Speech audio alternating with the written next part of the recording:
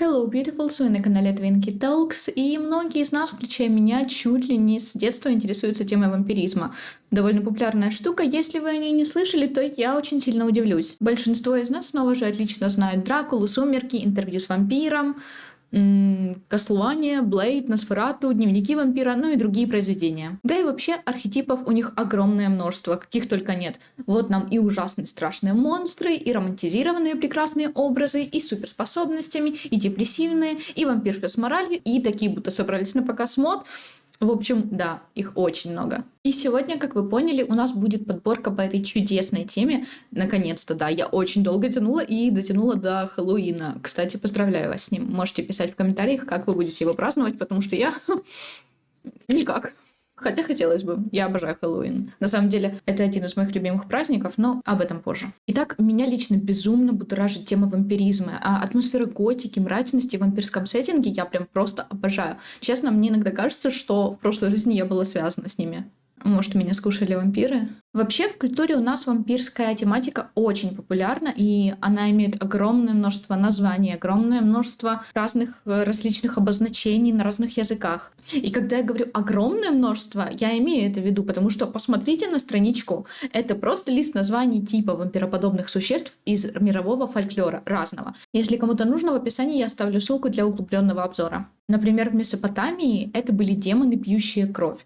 В греческом фольклоре это вид нечисти под названием вриколакосы. У Скандинавии драуги или драугры, которые тоже считаются близкими к вампирам. Виталы — это вампироподобные существа, злые духи в индийской мифологии, а в Древнем Китае существует аналог вампиров, но питались они не кровью, а энергией ци.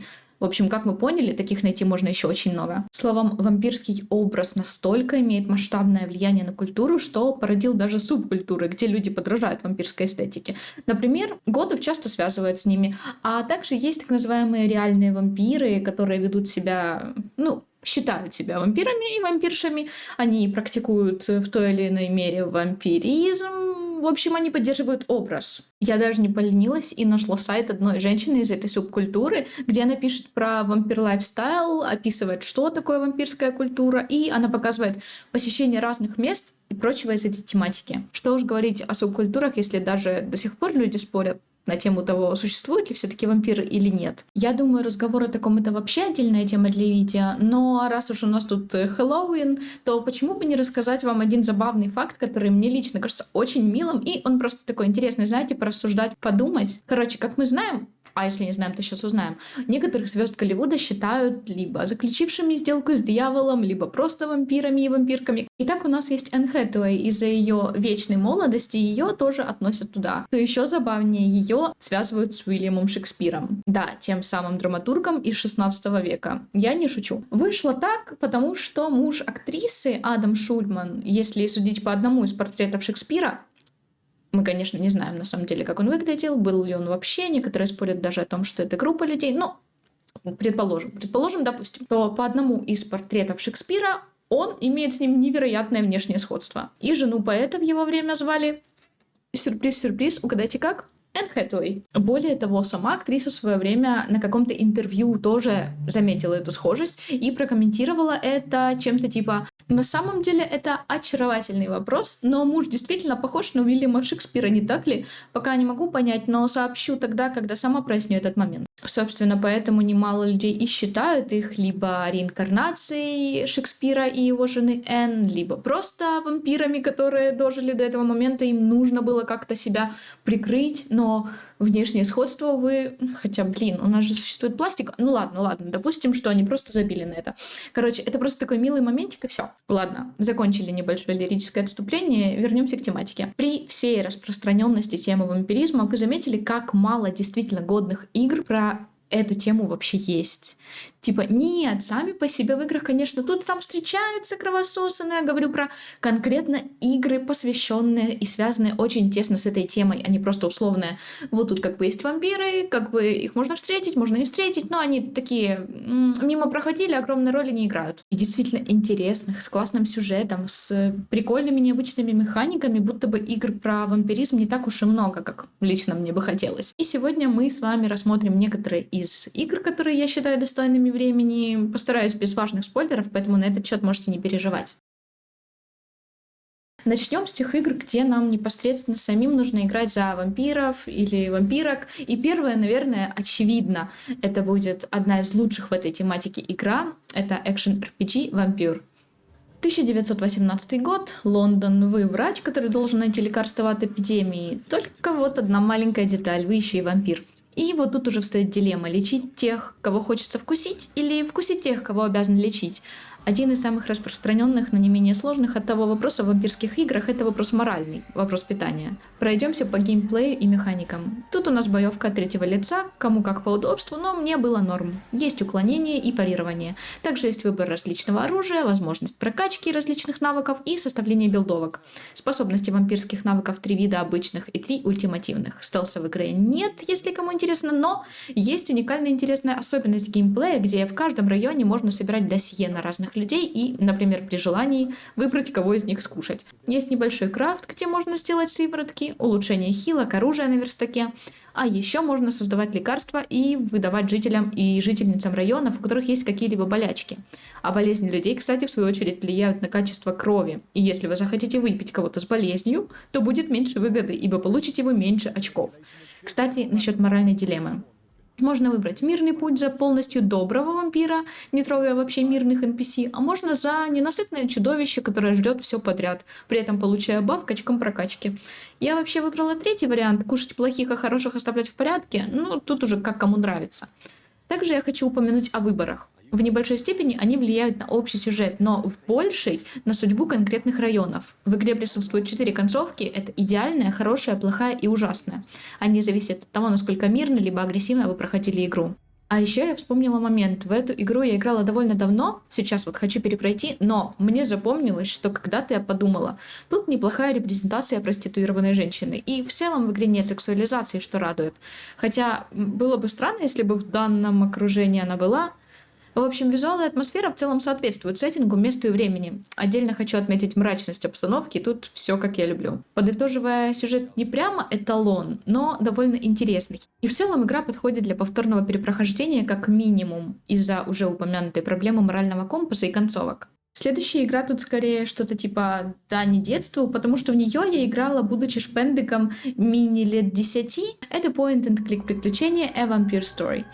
До этого момента я какое-то время думала, что эта игра была выдумкой моего детского мозга на самом деле, но нет, вот она родимая. Конечно, проблема в ней налицо, девочки, но упомянуть надо. Молодая прима оперы была в самом разгаре карьеры, когда, к ее сожалению, на нее положил глаз, скорее даже зуб, некий барон.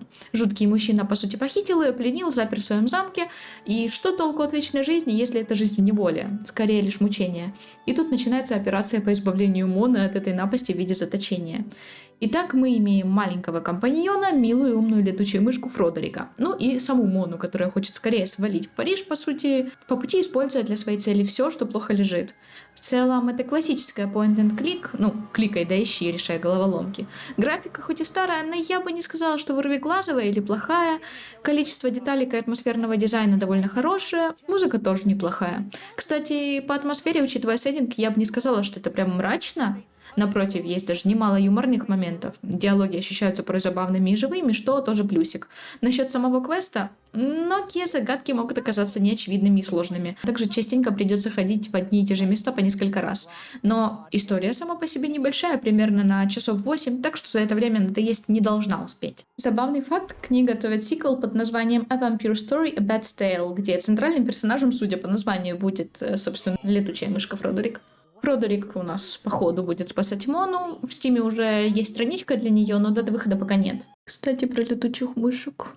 Следующая игра — это Action RPG с элементами выживания и с видом сверху. Это The Rising. Мы пробуждаемся от векового сна, ослабленные, терзаемые жаждой. Кстати, ГГ выбираем и настраиваем сами, тут есть кастомизация.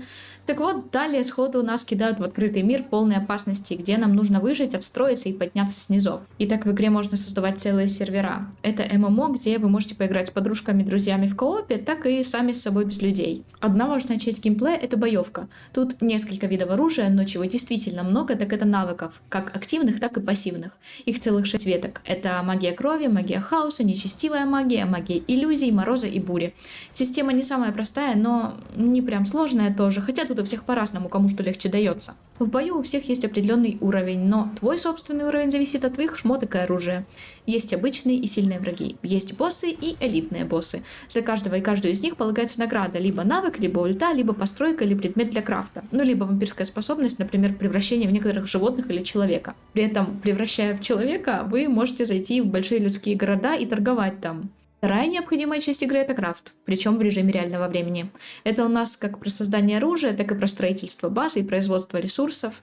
Гринда и собрание ресурсов тут, кстати, очень много. Ведь условно для постройки базы нужно дерево, следовательно, ты идешь рубишь это дерево, дальше на лесопилке делаем бревна из нарубленных деревьев и так далее, и так далее. Тут широкий спектр создания ресурсов, да. Строительство вампирской крепости достаточно интересное и имеет разнообразные вариации. Плюс можно купить DLC, их 5 штук. Они все в основном добавляют что-то косметическое в игру для постройки, украшения или внешки ГГ. Для того, чтобы выживать, нам тут необходима кровь. Тут варианта добрая вообще нет, все живое мы истребляем. За редкими исключениями в виде торговцев и подобного. А иначе это просто наш конец, потому что без восполнения крови мы погибнем.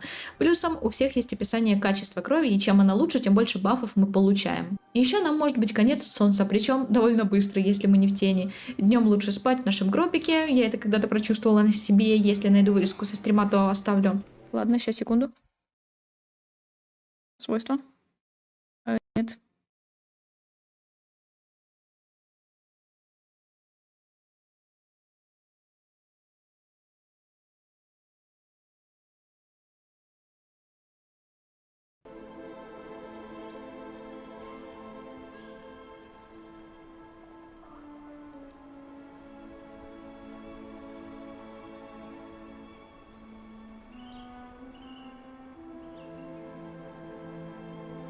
Чел, который написал про яркость. Спасибо большое. Хорошо, ультанул. Ну, яркость стала лучше, я надеюсь. В общем, я залипла на общение и не заметила, как моя героиня сгорела. И тут стоит также запомнить и не проколоться, как это сделала я. Это активная пауза в игре. Если условно вы остались стоять где-то, нажали escape и отошли, то в игре время все равно будет идти. Утро наступит без вас, и вы снова же сгорите. Ну или вас станут враги. Атмосфера около темного фэнтези с разными существами и разнообразными в целом боссами. Хотя и эпичные боссы, скажем, там непростые. Ну, короче, игра норм, особенно для тех, кто любит крафтить, лутать и гриндить, если серьезно. Следующая игра вышла относительно недавно. Это ролевой инди-симулятор 2D. Каберне. Сеттинг Восточной Европы 19 века. Лиза просыпается в неизвестном месте, мало что помнит из того, что было до и как она попала туда. И вдруг оказывается, что у нее присутствует некая жажда. Ну, очевидно, она у нас стала вампиркой. Тут снова встает излюбленный вопрос. Жить на полную катушку, не думая о других, или выбрать сторону морали и остаться более человечной? От выборов в игре будет зависеть концовка как ваша, так и других людей. И некоторые квесты NPC можно даже упустить из-за выборов. Шкалы нигилизма и человечности могут быть заполнены вместе полностью, либо каждая по целому, или желаемым показателям. Кого пить или не пить, либо вовсе отказаться от испития людей – это ваш выбор. Но стоит помнить, что напиток для вампирки все равно необходим для ее жизни, и придется добывать его другими путями, если не хотите пить из живых людей. Что мне понравилось – это живость NPC и самой Лизы. Их диалоги, мысли, возможность подружиться или получить неодобрение. И также у нас есть развитие любовных линий. Их всего 4, но они прописаны довольно неплохо. Можно также и вовсе без романа, просто дружить, например, или быть нейтральными. И за счет выборов, кстати, игра довольно реиграбельна. Из механик, помимо уже упомянутых шкал человечности и вампирской натуры, нужно развивать 4 шкалы знаний, выбирая их с умом. И тому, что на данный момент вы считаете более нужным. Это литература, искусство, наука и история.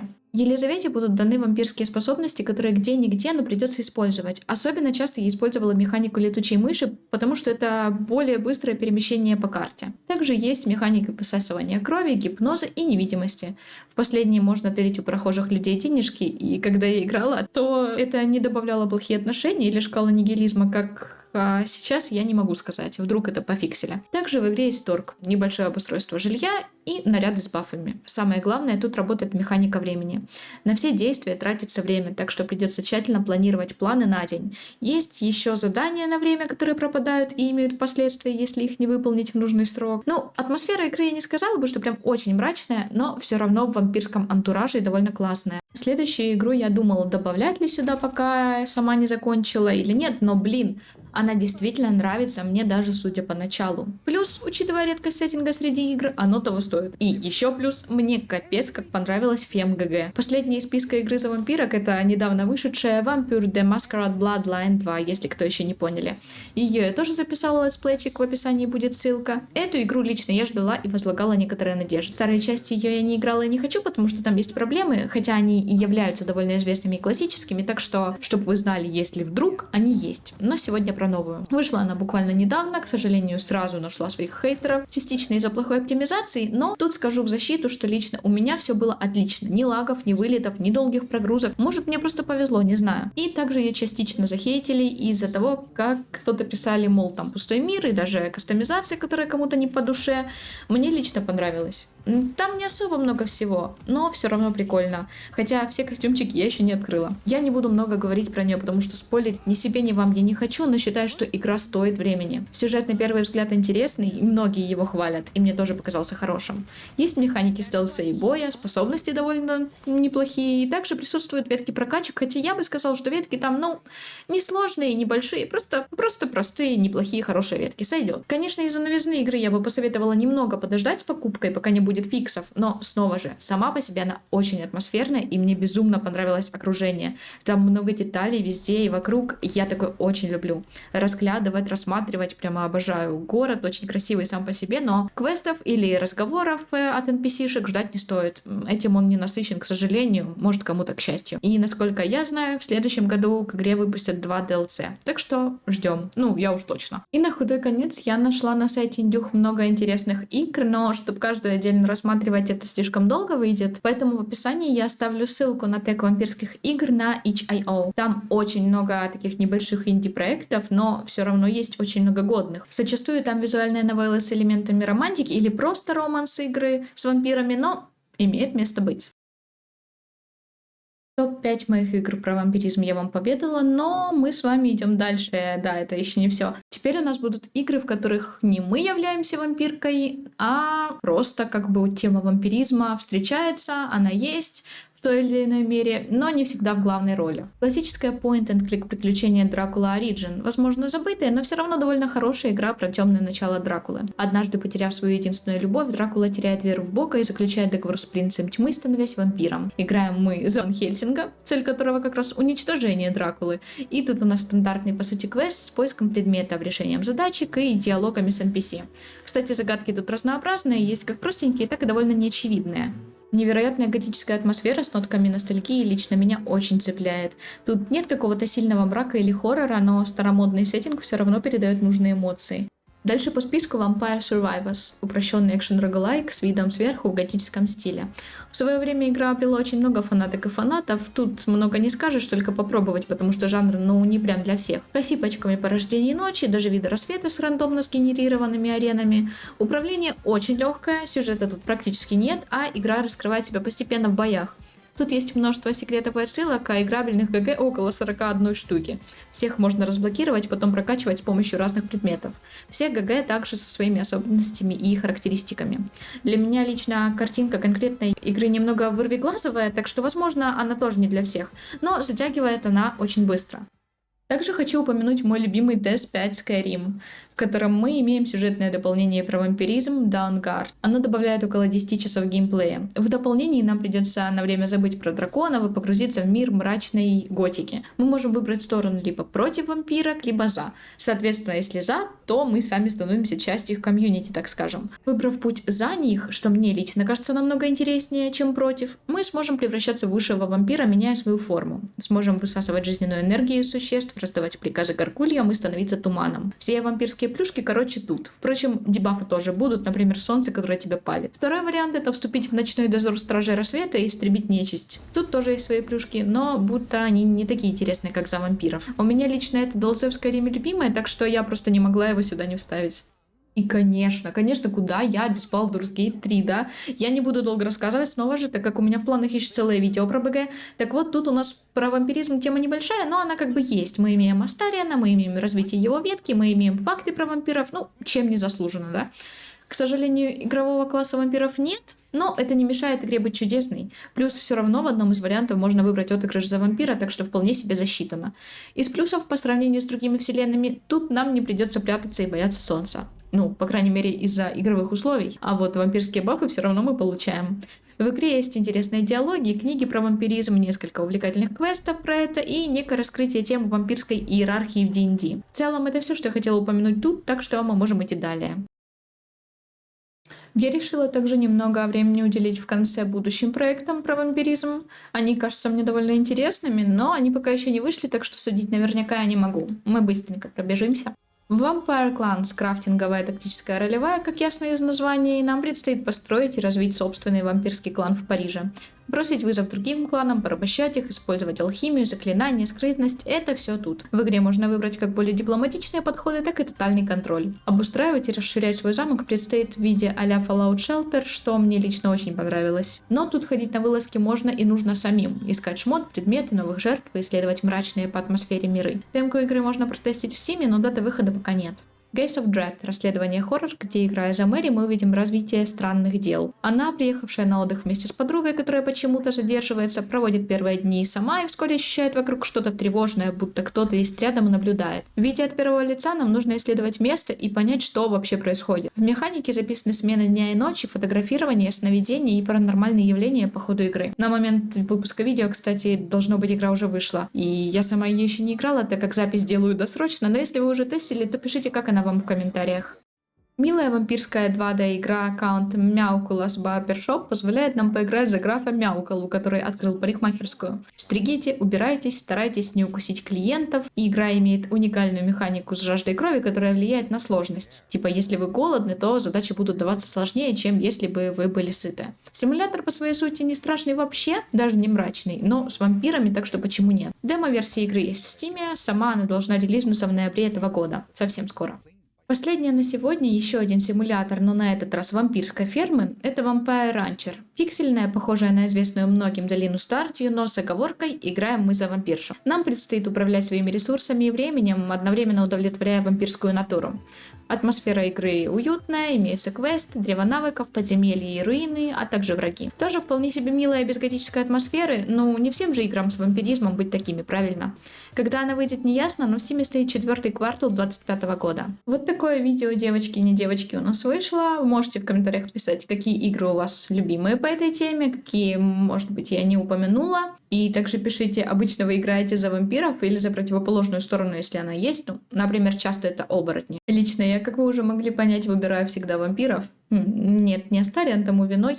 И даже не Листат, просто с самого детства люблю тематику и сеттинг. Кстати, у моей подружки Миси тоже вышло хэллоуинское видео, я оставлю его где-то в описании, чтобы вам было что еще глянуть. А может даже где-то тут, если оно вышло у нее впервые, не знаю. Может быть, у нее оно выйдет после меня.